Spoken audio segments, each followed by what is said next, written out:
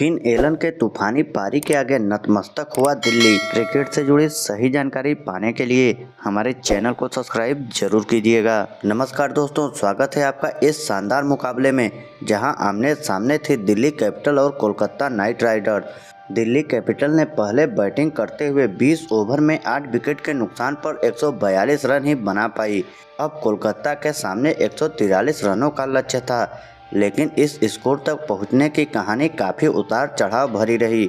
Delhi capital की ओर से opening करने आए पाथुम निशंका और विकेटकीपर बल्लेबाज केएल राहुल, दोनों बल्लेबाज शुरुआत से ही सकारात्मक नजर आए। केकेआर के गेंदबाज ने शुरुआत में लाइन और लेंथ रखी, लेकिन निशंका का इरादा बिल्कुल साफ था, आक्रामक। उन्होंने कवर ड्राइव, पुल और स्ट्रेट शॉट के जरिए तेजी से रन बटोरे। दूसरी ओर केएल राहुल भी टाइमिंग के साथ खेल रहे थे।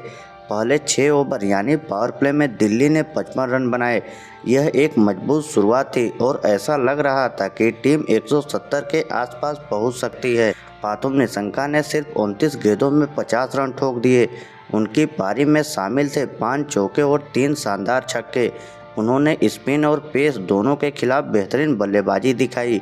एक समय दिल्ली का स्कोर बिना किसी बड़े दबाव के तेजी से आगे बढ़ रहा था, लेकिन तभी मैच में आया बड़ा मोड़। 5वें ओवर की आखिरी गेंद पर कार्तिक त्यागी ने कैमरन ग्रीन के हाथों कैच करा केएल राहुल को पवेलियन भेज दिया। केएल राहुल 14 गेंदों में 23 रन बनाकर आउट हो गए।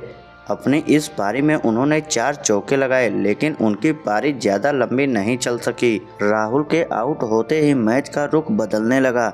नीतीश राणा ज़्यादा देर टिक नहीं पाए और सिर्फ 8 रन बनाकर आउट हो गए। इसके बाद आए समीर रिजवी भी संघर्ष करते नजर आए। केकेआर के स्पिनर ने शानदार गेंदबाजी की, खासकर सुनील नारायण ने रन रोकने के साथ विकेट भी निकाला। उन्होंने अपने 4 ओवर में सिर्फ 17 रन दिए और एक अहम विकेट हासिल किया।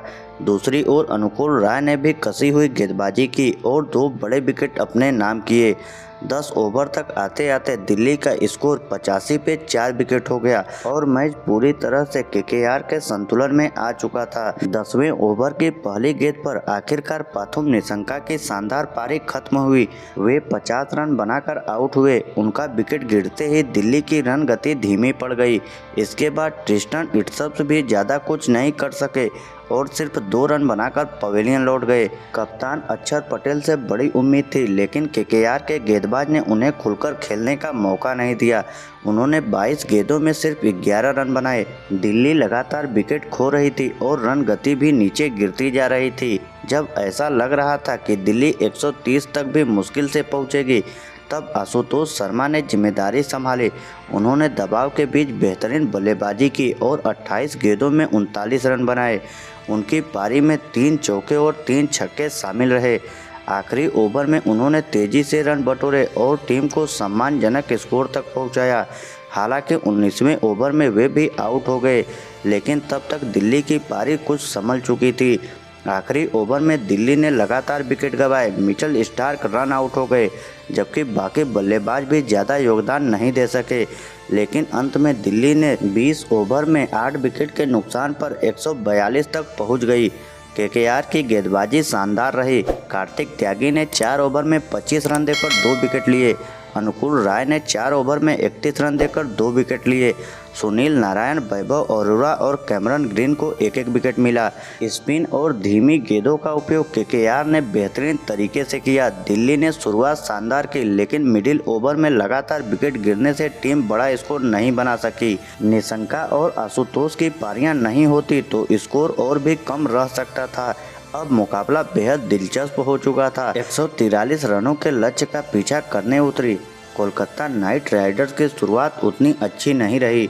पावर प्ले में ही उन्होंने 2 विकेट गंवा दिए। कप्तान रहाणे 9 गेंदों में 1 चौके और 1 छक्के की मदद से 13 रन बनाकर पवेलियन लौट गए। फिर बैटिंग करने आए अंकुरिश रघुवंशी। उन्होंने 3 गेंद में 1 रन बनाकर वो भी चलते बने। एक समय ऐसा लगा कि दिल्ली की टीम वापसी करती हुई नजर आएगी, लेकिन दूसरे छोर पर फिन एलन का तूफान आया। उन्होंने ताबड़तोड़ बल्लेबाजी की और हर गेंदबाज को निशाना बनाया। हर तरफ शॉट खेले। उन्होंने मात्र 47 गेंदों में 5 चौके और 10 गगनचुंबी छक्के की मदद से 100 रनों की नाबाद पारी खेली और उनका साथ दिया कैमरन ग्रीन ने। कैमरन ग्रीन ने 27 गेंदों में 33 रनों की नाबाद पारी खेली। उनकी इस पारी में 2 छक्के भी शामिल रहे। फिन एलन की तूफानी शतक के बदौलत कोलकाता नाइट राइडर्स ने 14 ओवर 2 बॉल में 2 विकेट के नुकसान पर 147 रन बनाकर यह मुकाबला 8 विकेट से अपने नाम कर लिया। दिल्ली कैपिटल की गेंदबाजी की बात करें तो कोई भी गेंदबाज आज इफेक्टिव साबित नहीं हुआ। हालांकि कप्तान अक्षर पटेल 4 ओवर में 27 रन देकर 1 विकेट लेने में कामयाब रहे, लेकिन और कोई भी गेंदबाज विकेट लेने में कामयाब नहीं हो पाया।